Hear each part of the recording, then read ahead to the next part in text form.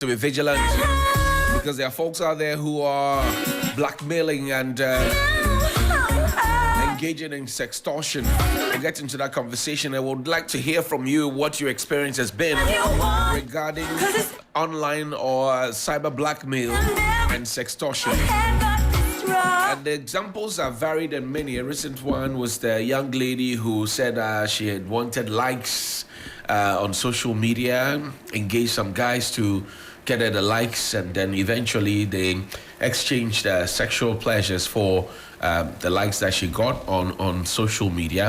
And then subsequently her videos were leaked because, according to the young lady, the gentleman in question, and these were two gentlemen at a go, and the gentlemen in question were asking for another experience, and she declined, and so they went ahead and they published, according to the young lady, they published these videos, and they've been out there. So it's real. It's not perceived. It's not something that somebody would say, okay, somebody's just trying to make things up. It's actually there. It happens in many different instances. There have been instances where people have had their private, affairs with people, and the next day it's out there in the public, splashed everywhere because they trusted the people with whom they had those things with. Well, but let's connect with Stephen Kujo Seshi. He's the head National Computer Emergency Response Team at the Cyber Security Authority. We'll get to him in a bit, but essentially they're talking about online blackmail sextortion cases which are on the rise, and they're talking about a mode of operation and some recommendations that they put out there. Mr. Seshi, good morning. Thank you for your time. Good morning, sir. Good morning to your listeners as well. Why has it become necessary for you to be alerting the public about this situation at this time? Right, thank you for the question. So the Cybersecurity Authority operates what we call a point of contact, which exists for the public to go to report cybersecurity incidents or cyber crime they may have experienced. So we have a number of channels: voice, SMS, WhatsApp, email. And when we gather the reports, we do an analysis on a periodic basis, and basically helps us to identify trends in terms of what's happening in the cyberspace, what kind of crimes are on the rise, what kind of crimes are becoming more popular. And so in this particular case, looking at the reports we had received, we noticed that if you look at the first 6 months of this year compared to last year, we had just around we had just around 62 cases of this instance of online blackmail and sextortion. But this year we are 226. So meaning it's shot up drastically. So based on the reports we get, we also map out the patterns of how exactly it's happening. And so looking at that, we put together these alerts for the public to be aware of what's going on and also be aware of what they can do to prevent falling victim. Now, what would you say particularly accounts for that? I mean, you've just done a year-on-year analysis, and you know that this year we've had more numbers, but exactly what inspires people to get into such situations? Well, I mean, in general, you see that we are becoming more digital in our lifestyles. A lot of us are on social media. We are connecting with people alongside all the other things we do, entertainment and the like. And the very platforms we use for these engagements, even if we are doing business, are the same ones the threat actors are exploiting. So our exposure to these platforms is higher, and therefore the potential for more people to fall victim also increases. How do they operate? So what we see in general is they will typically befriend their targets on the platforms like Facebook, Instagram, Snapchat, and TikTok. And once they establish that relationship, essentially they try and progress it into the intimate phase, and they'll move the conversation to WhatsApp. Now, once they are on WhatsApp, they are going to entice the victim to either join them on a nude video call, or they will share some intimate content and then encourage that person to do same. Usually what they are sharing may not even be of themselves, but the whole idea is once they get you to share something that is sensitive or intimate, then you are in their grip. The next thing you get is a phone call saying, well, we have this content on you. Pay so and so amount, or else we'll release it onto the various platforms to embarrass you. And this takes how much time for them to be able to achieve? 1 day, 15 years, 6 months, 3 months? How many? How long? It varies. It varies. Depending on the gender, depending on where they met the person.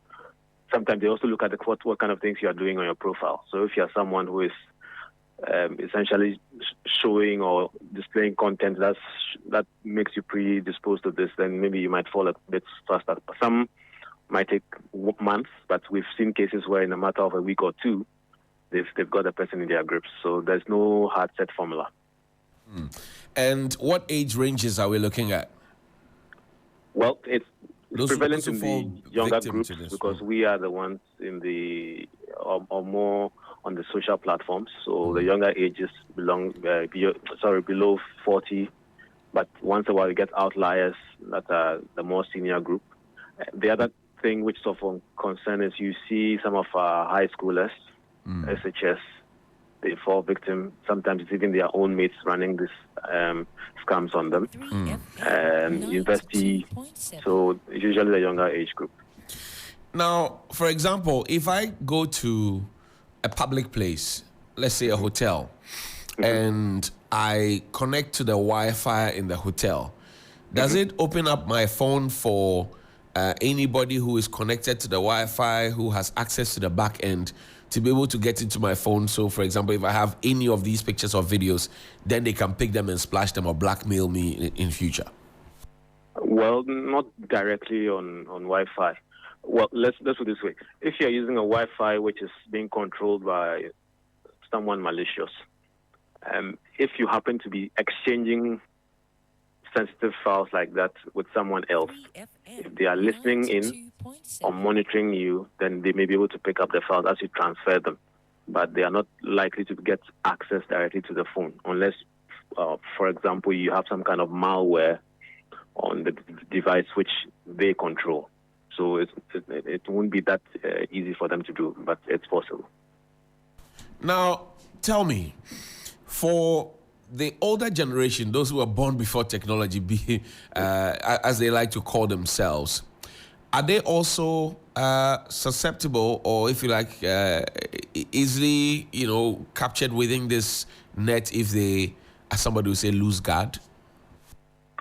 Well, I mean, based on the cases we've seen, it's possible. It's a human thing, right? If someone is able to get your attention or attract you to do something, right, it is possible. Some of these actors are also very skilled social engineers. They know how to play with your emotions and do psychology tricks on you.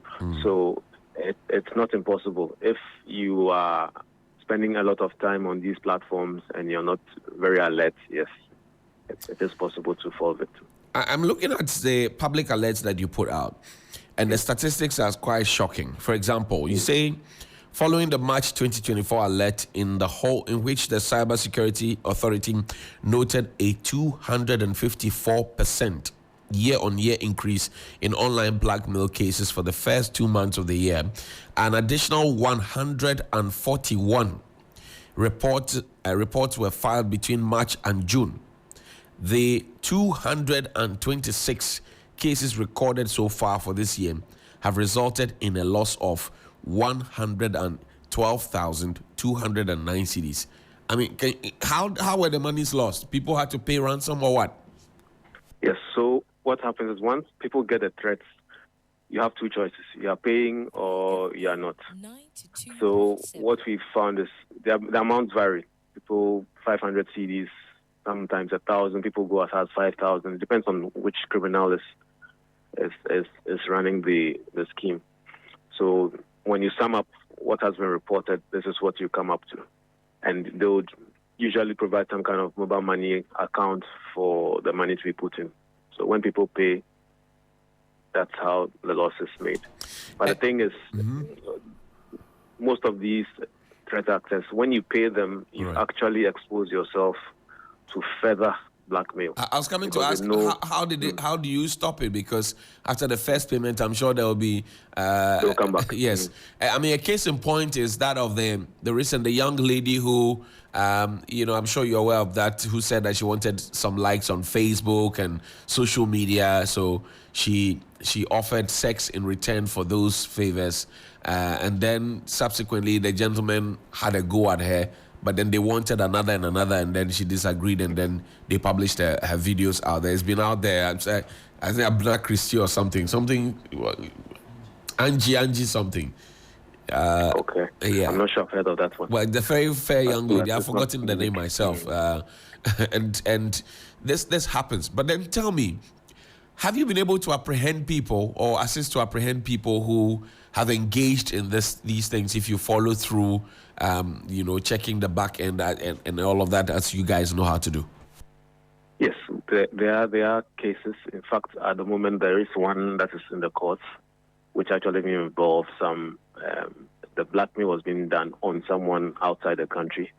So that's one. Last year, someone was prosecuted. I think earlier this year, there was one prosecution as well. I think in one case from 2023, right, involved a phone repairer, right, who was repairing a phone, picked up the videos of the phone and then ran the blackmail. It was found out and then prosecuted. So once you provide the evidence, you engage us, we are able to do the investigation, even though it may not be a very swift process, because dealing with digital evidence is a very time-taking and painstaking process, but it is possible, and the law exists to give us the power to prosecute, so it's there. If I find myself in such a net, where do I go? Who do I call? What numbers do I reach out to? What office can I walk into? So if you suffer any cybercrime or cybersecurity incident, you can call the Cybersecurity Authority's point of contact. You can call us on 292 from all networks.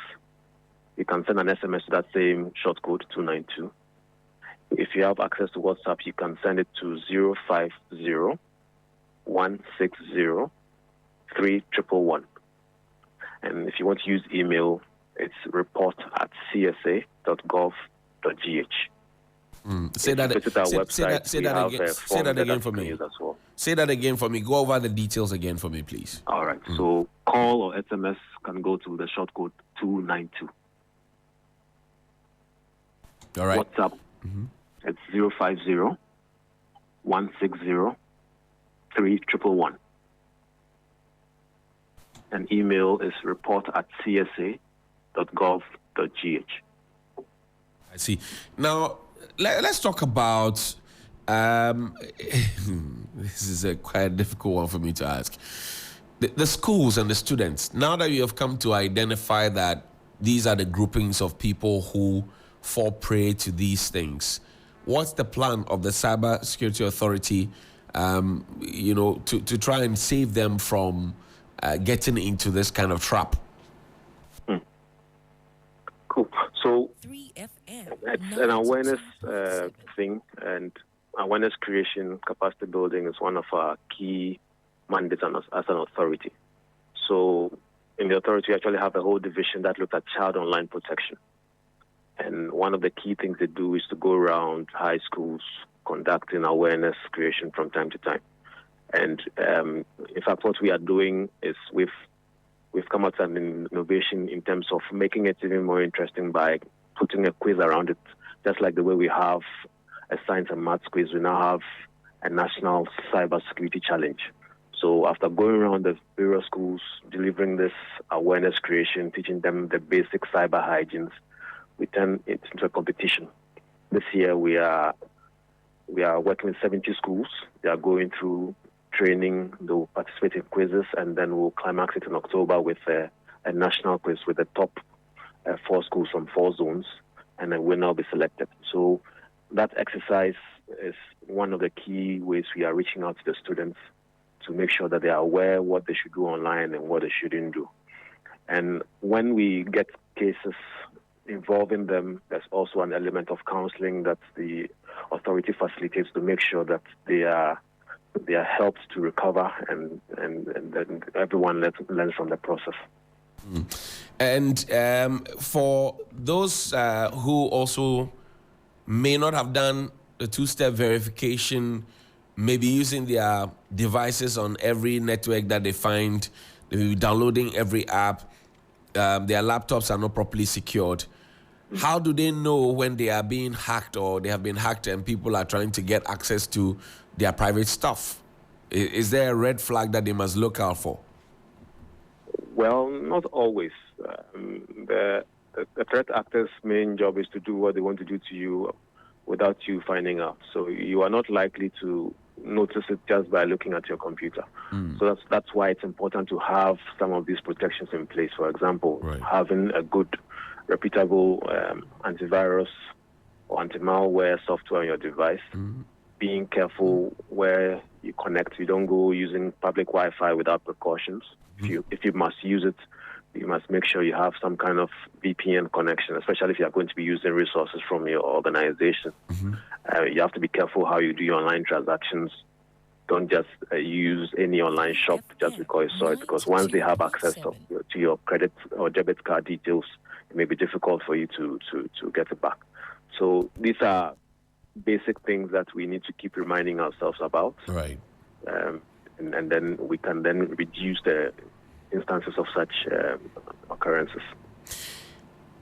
So if I find love on the internet, on Facebook, on TikTok, on Snapchat, and I am so head over heels in love, I think, should I be looking at love with one eye open, or should I just forget about it and say I could become the next victim of cyber scam or sextortion, so I just walk away? What do I do?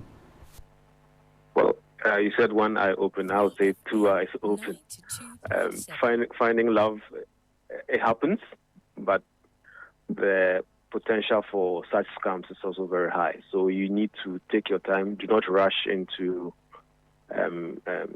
any act that you might regret later. For example, if you meet this person and very quickly they are looking for you to share nude photos of yourself or help them out financially, you need to have your red flags up, because it's likely it may be some kind of scam. It could be a romance scam as well, where they just want to exploit you for the resources you have.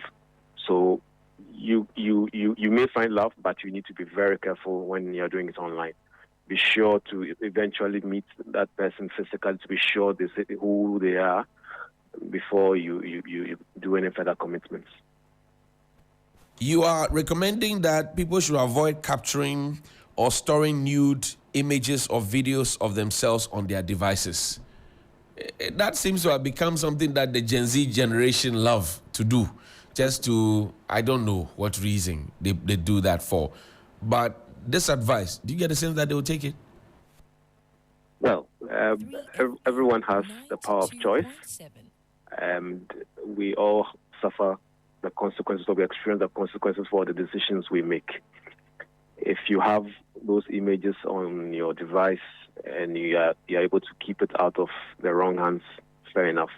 But chances are you may fall victim if you do have these images. So that's why that advice is there. Avoid it to have that happen to you. I make a new friend on social media, an unknown person. Just connect with me on social media. The next moment, the person is calling me via video. Should I pick or should I ignore? Ideally, you should ignore, because you do not yet know that person very well. You do not know their intentions, and you've not really checked out their background. So avoid it, because one of the modus operandi we've seen is that call is potentially to capture your face and then put it on some fake image somewhere and say it is you in the nude. So if you don't know this person, do not take the call. What about people I don't know and they make friend requests? I mean, we're trying to broaden our horizon and make new friends every single day on social media. I don't know this person, but then the person sends me a friend request. What should I consider before accepting or declining this request? Well, you can check the profile of that person trying to reach out to you. See what kind of information you can find the person, what the person engaged in. what you find may not be the reality, because people can easily create fake profiles. So even if you choose to accept, you need to be able to handle them at arm's length. So don't offer them anything. Don't provide any information sensitive about yourself, and which also comes back to what we put up online ourselves, right?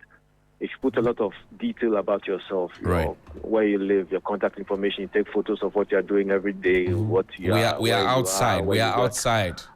Those are all things that are used to profile you, and a potential threat actor can use against you. So if you manage that information, you are likely to even minimize the kind of people that will be reaching out to you in the first place. You are asking the Gen Zs would ordinarily post a photo or a video to say we are outside to live a boring life. That's what you're asking them to do. Well, everything in moderation. That's the advice. I mean, taking photos of what you are doing is not bad in itself, but be careful what details you reveal. If someone can piece together where you live, what your habits are, just by analyzing your social media profile, then there's something wrong. Do you want to go outside? Within reason. I think one thing that people do now is that they will not post in real time. Okay. So they'll go to the event, all right, but will opt to post maybe even a week later as a throwback or some days later, so that somebody who's looking for you cannot identify you at that precise moment where you are. But Chief, you tell me that too. For example, so I like going to the beach. I go to beach A, but I posted later beach B. I posted later. Does it then give the people a sense that, okay, this guy likes to go to the beach, and so let's have a beach talk with him and see how it goes? Oh, yes. So it's about patterns. If you are posting only about shoes or bags, eventually it will show in your profile, and they'll know that we can run a scam on bags on you. There are many platforms, and that time I had a round table with some Gen Zs, and they were telling me about platforms, dating sites, and they're talking about hookup and all manner of things. I mean, I was blown away that young people, 17, 18, 19, up to like the oldest was about 22. And the kinds of things they were telling me in that closed door meeting where we were just trying to have a conversation, I was trying to mentor them, blew my mind off. Are you aware of these sites, all these small things, hookup here, somebody can connect with somebody right now, there's a price tag to it, come and meet me here and we go there, we go that. Are you aware? Well, we have some level of information about them, especially if it goes wrong. But I wouldn't say we know all of them. So if these things are exploited to cause some harm or malicious activity, yes, we do get to hear about them. I want to thank you very much indeed for your time. Unless there's some general advice you want to leave us with before you go. It's a weekend. By this time, somebody is packing the bags. And somebody is making a call, somebody is booking a room somewhere, and somebody is booking a ride somewhere, somebody is making an arrangement of a sort. What do you advise? Well, I think the parting advice would be the fact that cybersecurity is a personal responsibility. It's not really a technology issue per se, it's really about human behavior. The technology itself is neutral, but how we are using it is what makes it good or bad. So we spoke briefly about cyber hygiene, how to keep our devices, how we interact with various platforms. Those are things we need to keep at the back of our minds. Don't share your passwords. Use good passwords. And don't just use passwords that can be easily guessed. In your social media posting, be careful. One or two photos about what you've done some days back is fine, but don't make it a habit of posting every single thing. Your timeline is a potential source of information for social engineering. Don't go recording sensitive stuff and think the person you're doing it with will not reveal it. If they are not who they say they are, you have exposed yourself. So the responsibility is still on you. So be careful out there. Online platforms, not everything is what it seems, so be careful.